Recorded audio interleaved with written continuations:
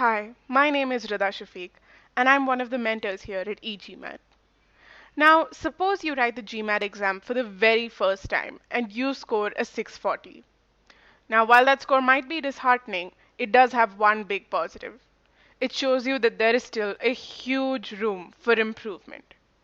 But if you write the exam again after putting in time and effort and score a 710, a 90th percentile score, should you work to improve further, and why?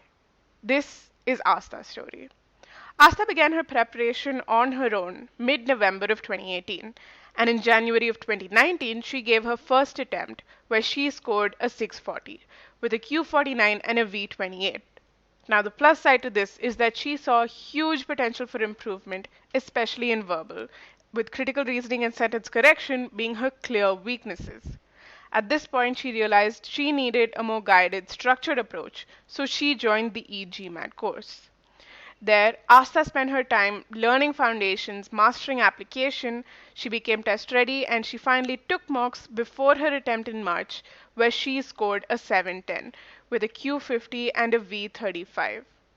Now, this in itself is an amazing score, a 90th percentile score that's nothing to joke about.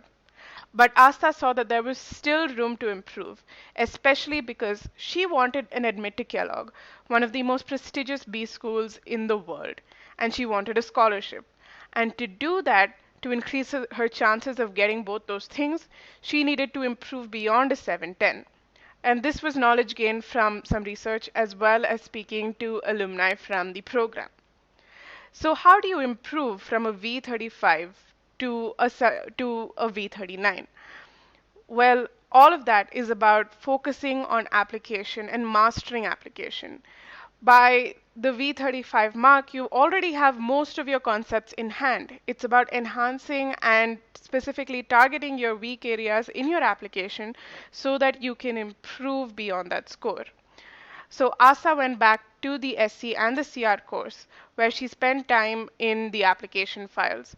She spent time looking at whether her application aligned with the application process taught by Payal in the videos. And you can see that she spent over 2 hours in processes like these.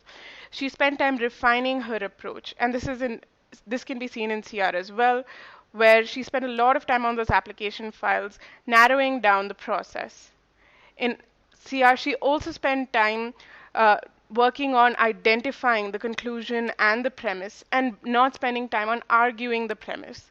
She strengthened her assumption skills as well, which led to an improvement in her strengthened and weakened type questions.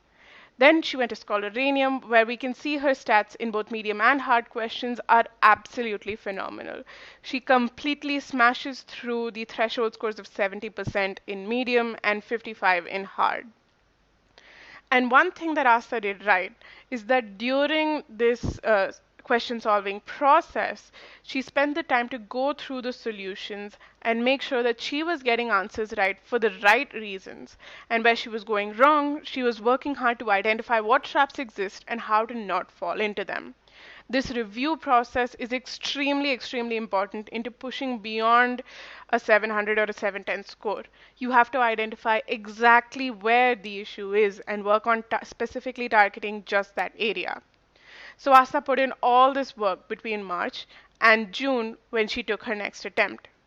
But unfortunately, in her attempt in June, due to some technical issues during the test, she managed to just score a 710 again. Now, this score is disheartening, especially after putting in the time and the effort and seeing the results of that time and effort in your Uranium. And at this point, it's often that people give up and say that, okay, I've gotten this far and this far is enough.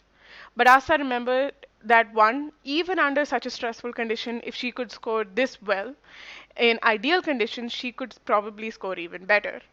And two, for an admit into her dream program, she needed to score better. She needed to go beyond a 710. So Asa put in some more time and effort, and with the help from the GMAT, she was able to take her next test in June, where she scored a mammoth 730 with a Q50 and a V39.